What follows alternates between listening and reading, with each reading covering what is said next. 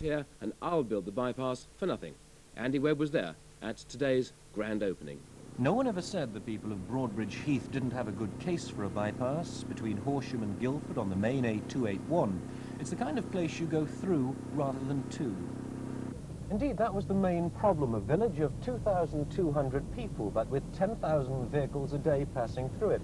Despite repeated requests to the county council for a bypass, they said yes, they were sympathetic, but money wouldn't allow one to be built before 1990 at the earliest. It was 7 years ago that someone first thought of a possible solution, which led to a unique deal being struck between West Sussex County Council and a firm of local property developers. The firm was anxious to sell land for housing and build an industrial estate near the village. The council agreed it was a good idea, but neither could go ahead with the roads as they were.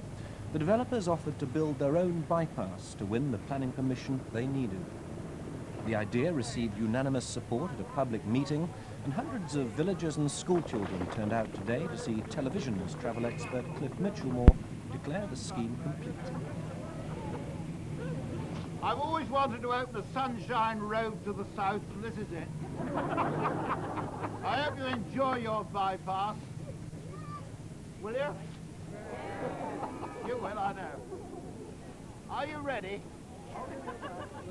Good luck.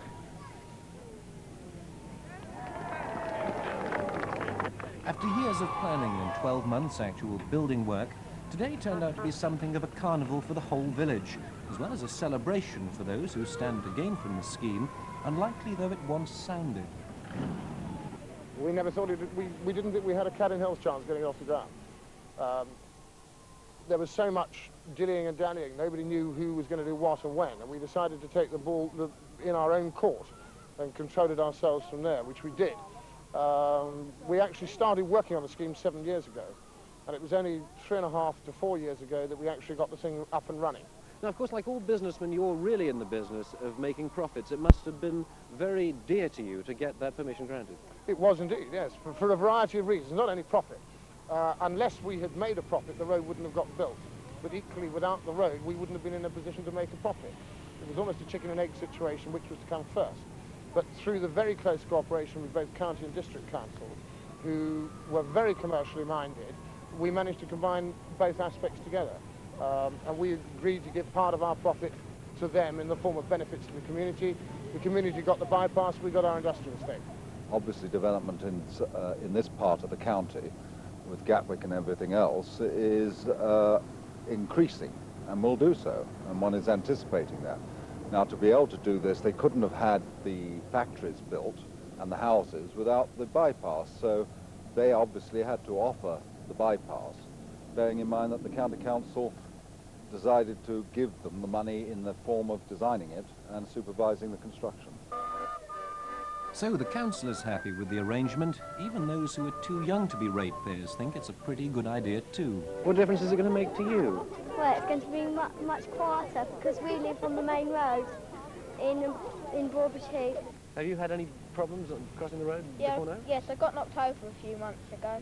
You actually got knocked over? Yes. On the old road, obviously? On the Billingshurst Road. What happened?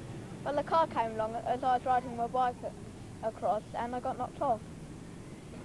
I think that it's going to stop everything from being corroded in the village, and it'll also make it easier for cars to come through. What is it like trying to cross that road at the moment? Sort of hell. And so the first scheme of its kind seems to have worked. West Sussex say they're open to offers of a similar kind. Many villagers would like a new bypass. The story of this one could prove to be something of a milestone. Yes, indeed, a nice new bypass for Broadbridge Heath, and certainly the envy of many villages all over the south of England. Now, more news from Jenny. Had almost despaired of getting a road to take through traffic away from their narrow streets because of the continual cutbacks in spending. But then an enterprising local farmer took matters into his own hands and tried a bit of do-it-yourself. Ronnie Charlwood now reports. The villagers of Broadbridge Heath turned out in force this morning to celebrate their release from the tyranny of modern traffic, the opening of their new bypass. The opening ceremony was only possible at all because local farmer Ivor Warren had sacrificed his prize herd of Frisian cattle and part of his land so that the road could be built. Cliff Mitchellmore was there to cut the tape to open the mile-long bypass. It's taken you 7 years to get the bloody thing, and it won't take me... You want the balloon to go up first? I've always wanted to open a sunshine road to the south, and this is it. I hope you enjoy your bypass. Will you? You will, I know. Are you ready? Good luck. And once open, a motley cavalcade set off to try it out. The county council had been planning to build the road for 20 years, but there was no money available. So Ivor Warren approached a local developer and after a little horse trading agreed to provide the land and finance the road if the county council would give planning permission for a small industrial estate and 300 houses. It does smack slightly of gentlemanly blackmail, the project that you've organised here with the authorities. Is that a fair comment? You're not the first person to suggest it. No, it's not. Obviously, as a businessman, I'm in business to make a profit, so yes, there is a profit element. But there was a good site here, there was a need for an industrial site, there was need for housing. The local authority had already been told they've got to provide more homes by the DOE. The county couldn't afford to build a bypass. It would have been at least another 10 years before the bypass was built. So by allowing us to develop to the extent which they have, we were able to say then a proportion of the development profit and the land sale profits will go to paying for the bypass. And I think it's the first time it's ever been done in the country. The whole scheme, which amounts to some between 20 and 25 million pounds, which includes the bypass, the underpass, the village centre, etc., has not cost the public purse, the ratepayer, or the county council a penny.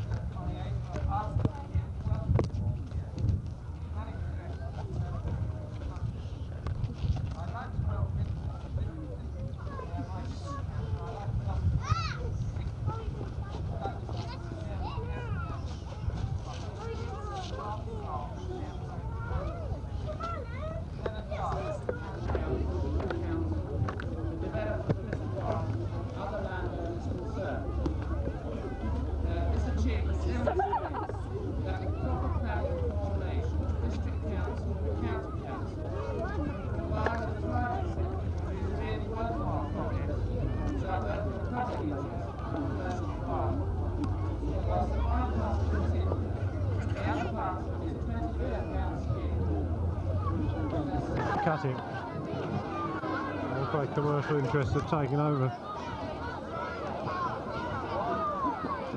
To make a little tail thing in the tail.